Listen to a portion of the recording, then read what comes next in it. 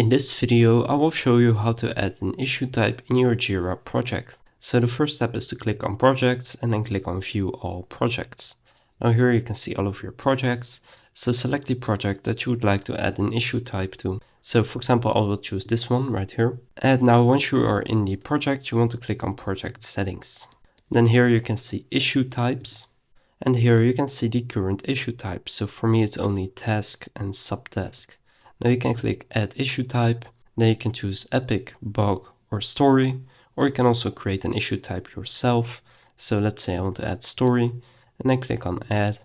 And now when I go back to my project right here to summary, then click on create. Instead of only task, I can also choose story for this specific project. So that's how to add an issue type in your Jira project. If this video was helpful, please consider leaving a like and subscribing to my channel. And with that being said, I'll see you in the next video.